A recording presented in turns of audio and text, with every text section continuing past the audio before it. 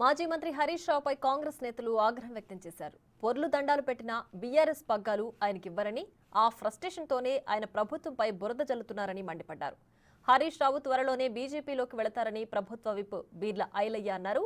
రఘునందన్, హరీష్ రావు మధ్య లోపాయికారి ఒప్పందం ఉందని మరో విప్ అడ్లూరి లక్ష్మణ్ ఆరోపించారు. మీడియా ముందు మాట్లాడకపోతే మీ మామకేమైనా అనుమానం వస్తుందనా? మరి మీ మామ మెప్పు కోసం ఇలా కాంగ్రెస్ పార్టీ మీద ఈ రకంగా ఎదురుదాడి చేస్తున్నావు.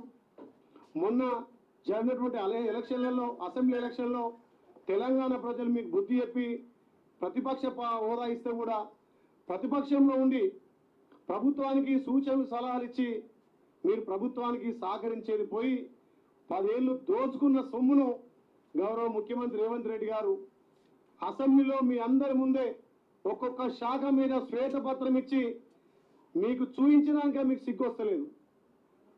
విమర్శల తడుగా సజావుగా సంక్షేమ పథకాలు అందిస్తున్నటువంటి గౌరవ ముఖ్యమంత్రి రేవంత్ రెడ్డి గారి మీద, మంత్రుల మీద మీరు చేస్తున్నటువంటి చౌకబారు మాటలను తెలంగాణ ప్రజలు గమనిస్తున్నారు. బీజేపీ పార్టీకి మీరు బతుకుండి ఆ పార్టీని బతికియడానికి మీరు అవయవదానం చేస్తే బీజేపీ పార్టీకి ఆ సీట్లు వచ్చినాయి.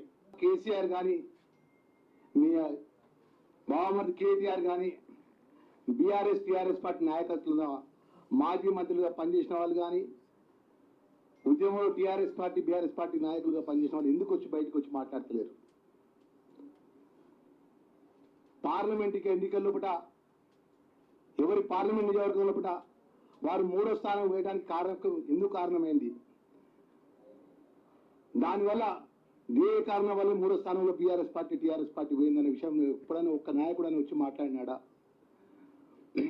ఇలా హరీష్ రావు ఎందుకు మాట్లాడుతుందంటే ఈయంత టీఆర్ఎస్ పార్టీ ఈయంత బీఆర్ఎస్ పార్టీ మొత్తం కనుమరుగు అయిపోతుంది.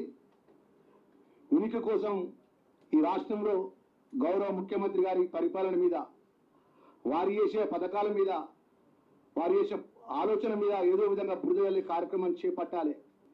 అబద్ధాన్ని నిజాన్ని చేసే విధంగా మాటకారున్నటువంటి హరీష్ రావు ఈరోజు ఏం మాట్లాడుతున్నావు ఒకసారి ఆలోచన చేయను.